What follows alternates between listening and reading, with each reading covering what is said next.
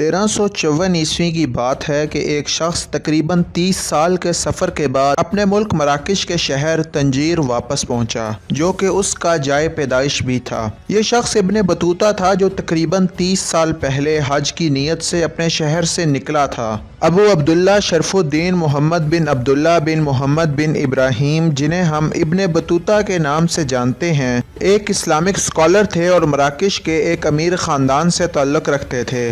انہوں نے اپنے 30 سالہ سفر کے دوران ساری اسلامی دنیا کا سفر کیا اور اس کے علاوہ رومی دارالحکومت قسطنطنیہ اور چین بھی گئے۔ اپنی زندگی کے دوران انہوں نے حالیہ دنیا کے تقریباً 40 سے زیادہ ملکوں کا سفر کیا اور اس دوران انہوں نے 70,000 میل سے بھی زیادہ کا فاصلہ طے کیا۔ انہوں نے جہاں بھی سفر کیا وہاں کافی وقت گزارا اور اس ملک کے بارے میں معلومات اکٹھی کیں۔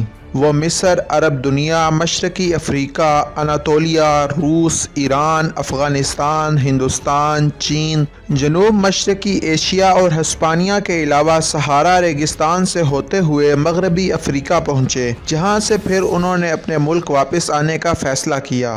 ابن بطوطہ 1304 عیسوی میں مراکش کے شہر تنجیر کے ایک مسلمان گھرانے میں پیدا ہوئے۔ اس وقت اسلامی دنیا ہسپانیہ سے انڈونیشیا تک پھیلی ہوئی تھی اور ان مسلمان ممالک میں مختلف کلچر اور زبانیں بولنے والے لوگ آباد تھے۔ یہ وہ وقت تھا جب منگولوں کی بربریت کا خاتمہ ہو چکا تھا اور ایک بار پھر دنیا میں امن قائم ہو چکا تھا۔ جون 1325 عیسوی میں جب ابن بطوطہ 22 سال کے تھے تو انہوں نے پہلی بار اپنے حج کے سفر کا آغاز کیا۔ اس وقت ان کا واحد مقصد حج ادا کرنا تھا، لہٰذا وہ اپنے قافلے کے ہمراہ حج کے لیے روانہ ہوئے۔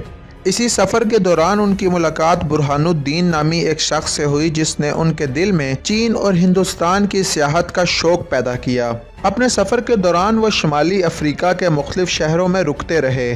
آخر کار 18 ماہ کے سفر کے بعد ان کا قافلہ مصر کے شہر قاہرہ پہنچا، جو کہ اس وقت مملوک سلطنت کے زیر اثر تھا۔ وہاں سے پھر انہوں نے مکہ کی طرف اپنا سفر شروع کیا۔ دریائے نیل کے ساتھ ساتھ چلتے ہوئے انہوں نے بحیرہ احمر کو عبور کرنے کی کوشش کی، مگر اس علاقے میں ایک جنگ جاری تھی جس کی وجہ سے یہ ممکن نہیں ہو سکا، لہٰذا پھر وہ شام کے بالائی علاقوں سے ہوتے ہوئے مکہ پہنچے اور حج ادا کیا، مگر اس کے بعد انہوں نے گھر واپس جانے کی بجائے اپنے سفر کو جاری رکھنے کا فیصلہ کیا۔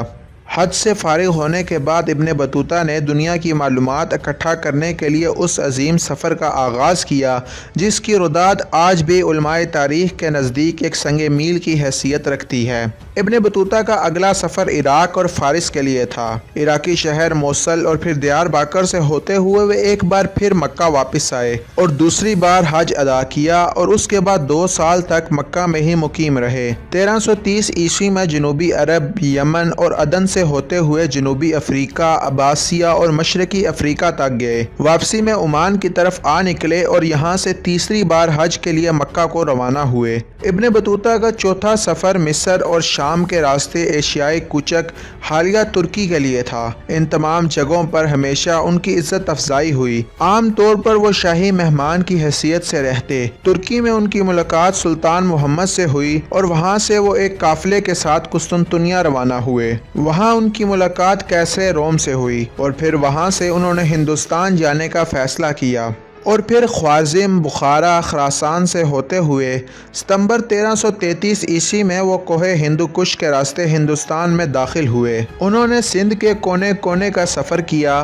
پٹنہ اور پنجاب کے مختلف شہروں سے ہوتے ہوئے ہندوستان کے صدر مقام دہلی پہنچے۔ دہلی کے سلطان محمد تغلق نے ان کی خوب آؤ بھگت کی۔ محمد تغلق ابن بطوطہ سے نہایت متاثر ہوئے اور انہیں مالکی مسلک کا قاضی مقرر کر دیا اور مالکی مسلک کے مطابق ہی انہوں نے تمام فیصلے کیے۔ انہوں نے قاضی کی حیثیت سے 7 سال تک وہیں کام کیا۔ اس کے علاوہ محمد تغلق کے دور کی تاریخ بھی لکھی جو بہت مشہور ہوئی۔ محمد تغلق نے چین کے ساتھ تعلقات بہتر کرنے کے لیے ابن بطوطہ کو اپنا سفیر بنا کر چین بھیجا۔ چین کا زمینی راستہ نہایت پرخطر اور طویل تھا، اس لیے انہوں نے سمندر کے راستے چین جانے کا فیصلہ کیا۔ وہ مالابار سے ہوتے ہوئے جزائر مالدیپ پہنچے، وہاں سے ہندوستان کا چکر کاٹ کر خلیج بنگال اور بحیرہ ہند کے راستے وہ چین پہنچے۔ چین کے بادشاہ نے بھی ان کی خوب عزت افزائی کی۔ چین میں کچھ عرصہ قیام کے دوران انہوں نے وہاں کے حالات کے بارے میں بھی لکھا۔ اس کے بعد انہوں نے واپسی کی راہ لی۔ واپسی پر وہ سماٹرا، مالابار، ظفار، عمان، جنوبی فارس سے ہوتے ہوئے بغداد پہنچے۔ بغداد میں انہوں نے منگولوں کی بربریت کے اثرات بھی دیکھے اور منگولوں کے ظلم کی داستانیں بھی سنی۔ بغداد میں ہی انہیں اس بات کا علم ہوا کہ ان کے والد کا انتقال ہوئے 15 برس ہو چکے ہیں، البتہ والدہ ابھی زندہ ہیں۔ اس بات نے انہیں بہت غمگین کر دیا اور انہوں نے جلد از جلد اپنے ملک مراکش واپس جانے کا فیصلہ کیا۔ بغداد سے 1347 عیسوی میں وہ چوتھی بار حج کے لیے مکہ کی طرف روانہ ہوئے۔ چوتھی بار حج ادا کرنے کے بعد وہ شام اور مصر کے راستے اپنے گھر کی طرف روانہ ہو گئے۔